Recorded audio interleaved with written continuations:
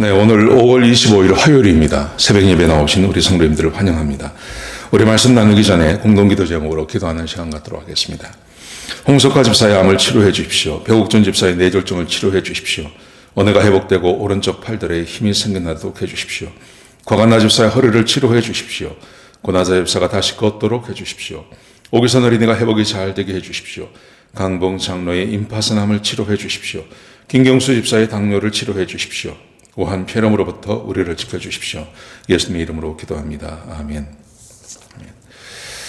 거듭 말씀드리는 거지만 6월 6일 첫째 주에 6월 첫째 주에 우리가 교회에서 예배드리기를 원합니다. 1부 8시, 2부 9시 반, 3부 예배 11시 이렇게 드려집니다. 준비하시고 기도하시고 그날 오셔서 함께 예배드리시기를 원합니다. 자, 오늘 본문의 말씀은 출애굽기 21장 28절부터 36절까지 말씀입니다. 어제 말씀부터 21장부터는 하나님께서 십계명을 주시는 것을 구체적으로 풀어서 주시는 것입니다. 특별히 살인하지 말라라는 말씀을 주셨는데 그 살인이라는 게 동기도 다르고 목적도 다르고 방법도 다르고 사람이 사람을 죽이기도 하고 또 동물이 사람을 죽이기도 하고 굉장히 다양합니다. 그래서 하나님께서 그 육계명인 살인에 대해서 아주 구체적으로 설명을 하십니다. 그런데 이렇게 율법을 주신 목적은 뭐냐 하면 이웃과 평화롭게 지내라는 것입니다. 이웃과 평화롭게 지내라. 율법을 통해서 사람의 생명이 얼마나 소중한지도 가르치시고 그리고 사람이 억울한 일이 당하지 않도록 힘이 세고 권력을 가진 사람들이 그렇지 않은 사람들에게 학대함으로 억울한 일을 하게 하는데 그 억울한 일이 생겨나지 않도록 하는 것, 그게 이 율법의 목적이라고 생각할 수 있겠습니다. 오늘은요, 아주 좀 특이합니다. 이렇게 야생 동물 말고 집에서 기르는 가축이 있는데 그 가축 중에 사람에게 위해를 가할 수 있는 것은 소잖아요. 나귀도 그럴 수 있고 말이나 아니면 염소, 양 이런 경우는 사람을 위해하기는 그렇게 쉽지가 않은데 소는 많이 키우고 또 소가 아주 힘이 세지 않습니까? 그래서 소가 사람을 죽일 수 있습니다. 자, 소가 사람을 죽였을 때는 어떻게 하냐 하는 겁니다. 사람이 사람을 죽인 게 아니라 동물이 사람을 죽였을 때 어떻게 처리하는지에 대해서 오늘 본문이 우리에게 말씀해 주고 계십니다. 자, 첫 번째 보십시오. 28절에 보시면 소가 사람을 들이받아 죽였을 경우 그때는 돌로 쳐서 그 소를 죽이라. 그런데 그 주인에게는 죄가 없다. 그 소를 어떻게 감당을 하겠습니까? 소가 갑자기 발작을 해서 사람을 죽일 경우 있지 않습니까? 혹은 소를 사람들이 약을 올리고 소를 괴롭히다가 그 소가 화가 나서 사람을 죽이는 경우도 있죠. 그러니 만약에 소가 사람을 죽이면 그때는 소만 죽이고 그 주인에게는 죄가 없다. 이렇게 말씀하세요. 근데 그 다음 말씀이 29절에 보시면 이런 말씀이 있습니다. 소가 사람을 들이받는 습관이 있는 거예요. 그런 경우 있지 않습니까? 아주 포악한 소. 근데 사람들이 이것에 대해서 주의를 주고 경고를 했음에도 불구하고 주인이 소를 울타리에 가둬놓지 않고 풀어놓았어요. 계속. 그래서 이 소가 사람을 죽였을 경우 그때는 소도 죽이지만 그 주인도 죽이라 이렇게 말합니다. 책임을 강조하는 거죠. 책임. 소보다는 사람이 더 소중한 것을 가르치는 것입니다.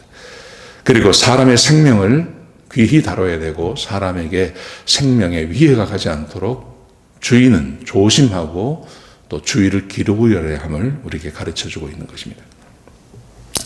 자, 그런데 30절에 보시면 이제 이런 경우라 하더라도 죽은 사람의 가족들이 돈을 원해요. 그럴 수 있지 않습니까? 그 사람 죽이고 소 죽인다고 죽은 사람이 도로 살아오는 것도 아니고 특별히 유대인들 아닙니까? 그러니까 이 사람들이 만약에 돈을 요구해요. 그랬을 때에는 주인을 죽이지 말고 그 요구하는 대로 돈을 주라 그렇게 말합니다. 우리 한국이나 이 한국적인 사고방식에는 이해가 되지 않죠.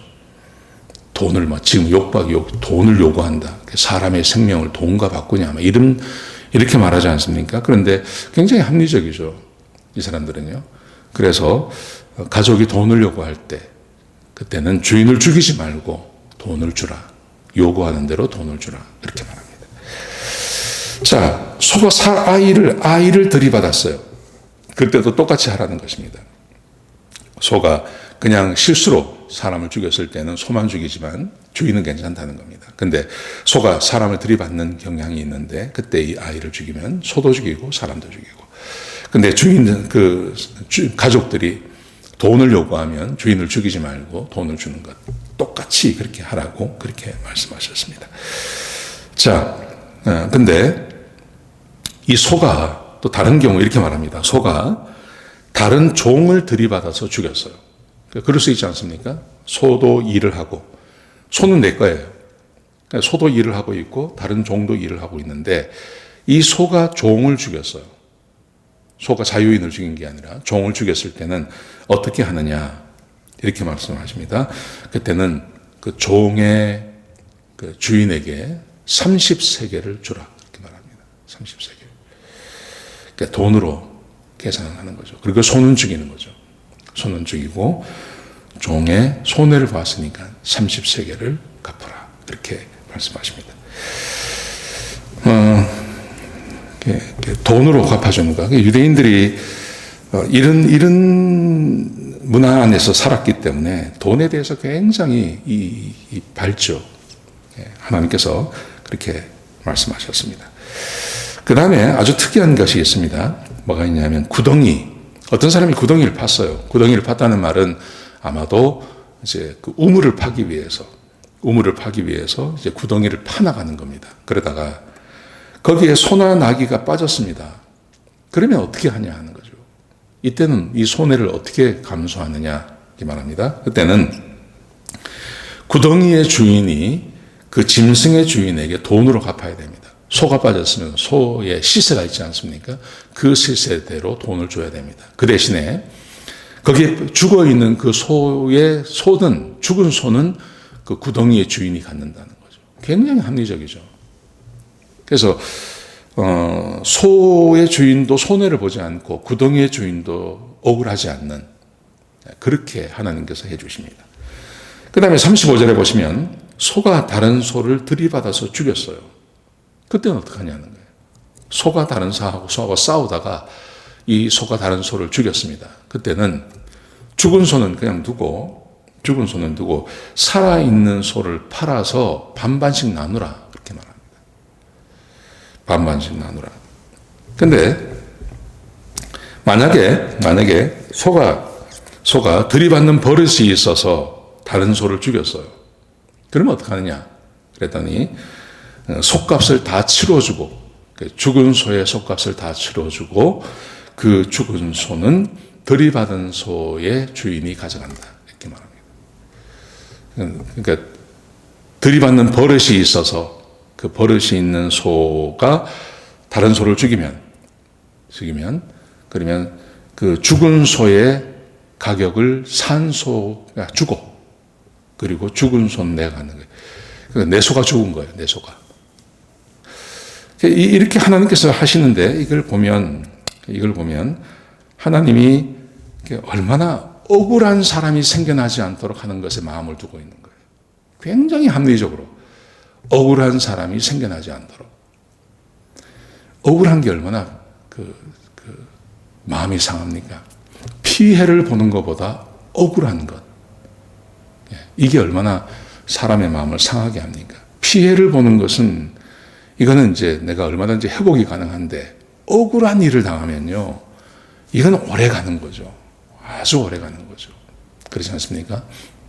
이 사람은 감정의 동물이기 때문에 그렇습니다. 근데 하나님께서는 오늘 가만히 보면 하나님께서 억울한 일을 당하지 않도록 거기에 마음을 두시는 거예요. 이걸 보면 다른 사람을 억울하게 해서는 안 될 것 같습니다. 억울한 일을 내가 당하지도 말아야 되지만 나로 인하여서 다른 사람이 억울한 일을 당하지 않도록 하지 말아야 됩니다. 그래서 우리 그리스도인들은 거짓말하지 말아야 됩니다. 거짓말을 하면 누군가 억울한 일을 당합니다. 다른 사람에 대해서 비방하는 말도 하지 말아야 됩니다. 그러면 그것도 억울한 일을 당하는 거거든요. 하나님께서 그 살인에 대해서 아주 구체적으로 설명을 하시면서 이웃 사랑이 왜 중요한지, 그 다음에 이웃과 평화롭게 지내기 위해서는요, 반드시 법을 지켜야 되는 거예요. 거기다가 억울한 일을 당하는 사람이 있어서는 안 되는 거예요. 하나님이 이렇게 나가십니다. 우리와 하나님 관계도 마찬가지라고 생각합니다. 우리와 하나님 관계 안에서도 내가 주의 법을 따라 살면, 구원받은 하나님 백성들이 하나님 말씀을 따라 살면 억울한 일을 당하지 않습니다. 하나님께서 우리에게 억울하게 하지 않습니다. 하나님께서 정당하게 그렇게 우리를 인도해 주십니다. 네, 주의 말씀을 따라 사시는 저와 여러분 되시기를 주의 이름으로 축복합니다. 기도하시겠습니다. 아버지 하나님, 귀한 말씀 주셔서 감사합니다. 하나님, 주의 말씀을 따라 사는 주의 백성들에게 함께 해주시고, 특별히 이웃을 억울하게 하지 않는 우리가 되게 하시고, 또 하나님 앞에서 하나님의 말씀을 따라 삶으로 나도 억울한 일을 당하지 않는 그런 복된 삶을 사는 주의 백성들이 되게 역사하여 주옵소서. 하나님, 율법을 지키며 하나님의 말씀을 따라 사는 하나님의 백성들이 되게 인도하여 주옵소서. 주님 감사합니다. 예수님의 귀하신 이름으로 기도드렸습니다. 아멘.